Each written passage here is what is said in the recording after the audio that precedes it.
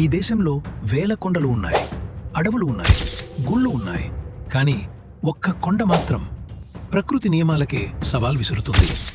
ఎక్కడ చూసినా మనకు కనిపించే కాకులు, ఆ కొండ మీద మాత్రం ఒక్కటంటే ఒక్క కాకి కూడా కనిపించదు. ఇది భ్రమ కాదు, ఇది కథ కాదు, ఇది నిజంగా జరుగుతున్న ఒక అద్భుతం. ఆ కొండే కోటప్పకొండ. ఆంధ్రప్రదేశ్లోని గుంటూరు జిల్లాలో ఉన్న ఈ పవిత్ర క్షేత్రం గురించి ఎవరైనా ఒకసారి వెళ్ళి వచ్చారంటే తప్పకుండా ఒక మాట అంటారు, అన్నా నిజంగా అక్కడ కాకాకులు లేవురా. సాధారణంగా దేవాలయాలు ఉన్న చోట ప్రసాదాలు ఉంటాయి, భక్తులు ఉంటారు, ఆహారం ఉంటుంది, అంటే కాకులు ఖచ్చితంగా ఉంటాయిటాయి. కానీ కోటప్పకొండలో మాత్రం ఎంత గమనించినా, ఎంతసేపు చూసినా ఆకాశంలోనూ, చెట్ల మీదనూ, రాళ్ల మధ్యనూ ఒక్క కాకి కూడా కనిపించదు. ఇది చూసిన చాలామందికి ఒకే ఒక ప్రశ్న, ఎందుకు? దీనికి సమాధానం కోసం మనం వందల ఏళ్ల వెనక్కి వెళ్ళాలి. పురాణాల ప్రకారం ఒకప్పుడు ఈ కొండ మొత్తం తపస్సు శక్తితో నిండిపోయి ఉండేదట. ఈ కొండ మీద త్రికోటేశ్వర స్వామి ఘోర తపస్సు చేస్తున్న కాలమది. 3 కొండలు, 3 శక్తులు, బ్రహ్మ, విష్ణు, మహేశ్వరుల సంకేతంగా ఈ ప్రాంతం మొత్తం ఆధ్యాత్మిక శక్తితో కనిపించారట.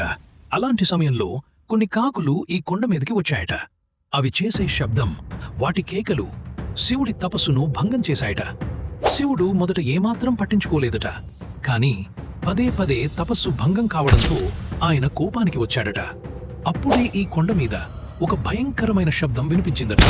శివుడు ఇలా అన్నాడట అంటారు, ఈ పవిత్ర స్థలంలో నా తపస్సును భంగం చేసిన ఏ జీవి అయినా సరే ఇకపై ఇక్కడ అడుగు పెట్టకూడదు. ఆ మాటలు పూర్తవగానే ఆకాశం ఒక్కసారిగా నిశ్శబ్దంగా మారిపోయిందట.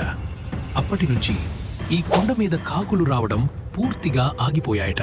అసలు ఆశ్చర్యకరమైన విషయం ఏంటంటే, పక్కనే ఉన్న గ్రామాల్లో, పొలాల్లో, ఇళ్ల దగ్గర కాకులు సాధారణంగానే ఉంటాయి.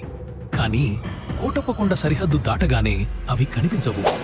చాలామంది కాకులను కావాలని తీసుకెళ్లి కొండ మీద వదిలే ప్రయత్నం చేశారట. కానీ ఆశ్చర్యంగా అవి వెంటనే తిరిగి ఎగిరిపోయాయట. కొంతమంది శాస్త్రవేత్తలు దీనికి శాస్త్రీయ కారణాలు వెతికారట.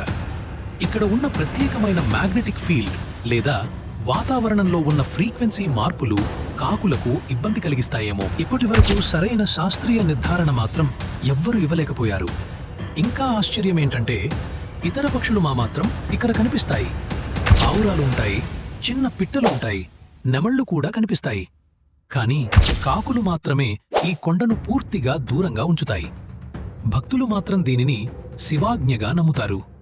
ఇది శాపం కాదు, ఇది శివుడి రక్షణ అని అంటారు. ఈ కొండ మీద ఎలాంటి అపవిత్రత జరగకుండా శివుడు స్వయంగా కాపాడుతున్నాడని వారి నమ్మకం.